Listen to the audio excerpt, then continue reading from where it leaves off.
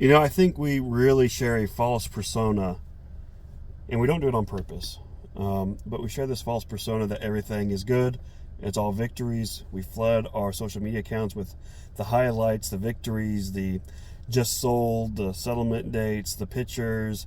We parents share only the good things about what our kids are doing, and we don't share them crying and going crazy and getting in a lot of trouble and whatever else.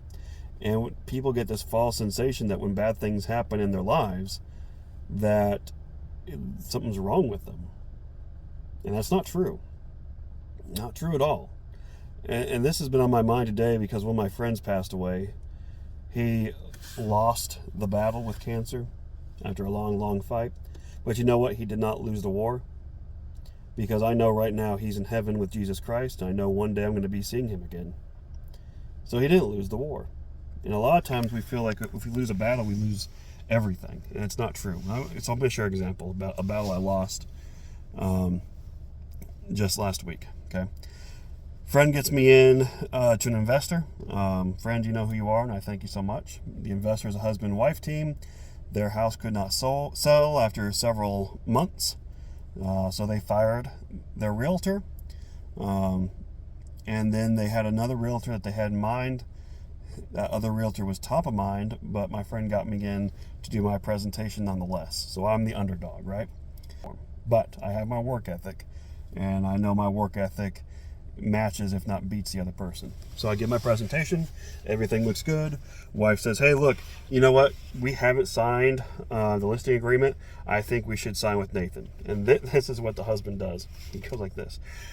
The problem is I cannot sign with Nathan because I told her on the phone that she could have the listing. And I'm a man of my word. Okay.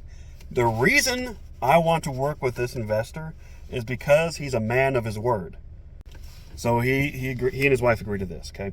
They're going to try to contact that realtor again because she'd been ghosting him for a couple days. And if she does not get her act together and take them up on their verbal agreement to list a home, then I can have it. So they asked me to come back to the house the next day. I come back to the house the next day. He meets me at the door and he says, hey, she answered the phone and she's listing the property, but we'll keep you in mind. Now, look, he could be blowing smoke and not have me in mind at all. He might have said, hey, I don't like that Nathan guy at all. They might have thought about me. And I don't know. It doesn't matter, right? That's all pessimistic wanderlusting. You don't need to do that. Instead, this is what I need to do. I need to have the victory mindset that, hey, I got the appointment. I gave my presentation. I had some sort of verbal agreement that I could have it, that I was good enough to have that listing, right? And that they'd consider me for more. Just take them at face value. Because what good is it if we're constantly pessimistic and thinking people are just lying to us? It doesn't do any good at all. So stay hopeful. Okay, keep fighting. Keep the battle going because that's the only thing that's going to keep you going. Just keep fighting.